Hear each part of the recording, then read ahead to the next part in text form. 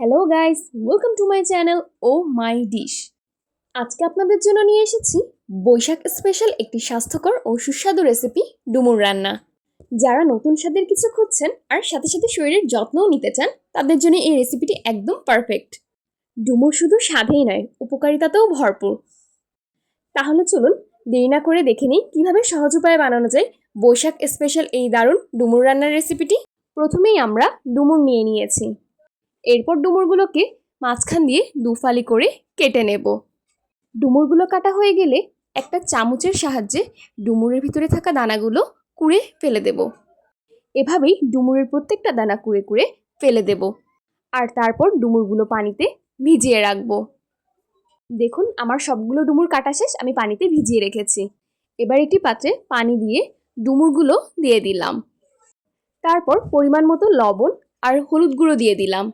এবার একটু নেড়ে ডুমুরগুলোকে সিদ্ধ করতে দিয়ে দেব। এবার একটি পাত্রে তেল দিয়ে তাতে তেজপাতা দিয়ে দিলাম, সাথে পেঁয়াজ কুচিও দিয়ে দিলাম। হালকা বাদামি রং হওয়া পর্যন্ত এগুলো নেড়ে চেড়ে নেব।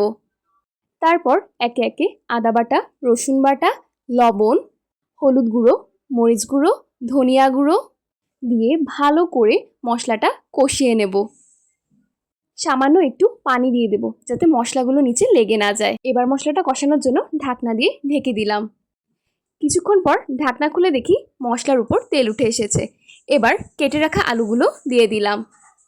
আলুগুলো প্রত্যেকটা মশলার সাথে যেন মিশে যায় সেভাবে করে ভালো করে নেড়ে দিয়েছি। এবার সামান্য একটু পানি দিয়ে দিলাম। আলুটাও যেন এখন গলে যায়, সেজন্য এখন ঢাকনা দিয়ে কিছুক্ষণ ঢেকে রাখবো। এর মাঝে আমার ডুমুরও সিদ্ধ হয়ে গেছে।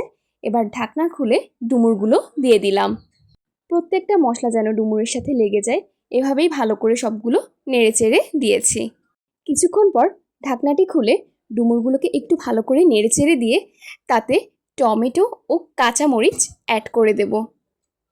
টমেটো দেওয়ার কারণে একটা অন্যরকম আলাদাই ফ্লেভার আসবে। ভালো করে নেড়ে দিয়ে সামান্য একটু পানি দিয়ে ঢাকনাটা দিয়ে ঢেকে রেখে দেব। এবার ঢাকনাটা খুলে দেখি ডুমুর 50% রান্না হয়ে গেছে। সামান্য আরেকটু পানি দিলে আরও ভালো হবে, তাই আমি আরেকটু ঝোল অ্যাড করে দিলাম। ঝোল ঝাল ছাড়া তো আর তরকারি জমেই না। এবার আমি ফ্রাই প্যানে তেল দিয়ে দিলাম, তাতে লবণ হলুদ দিয়ে মেখে রাখা রুই মাছগুলো একে একে ভাজতে দিয়ে দিলাম। এক পাশে মাছগুলো ভাজা হয়ে গেলে উল্টে দিলাম। আর এক পাশ ভাজা হয়ে গেলেই তরকারিতে দিয়ে দেব।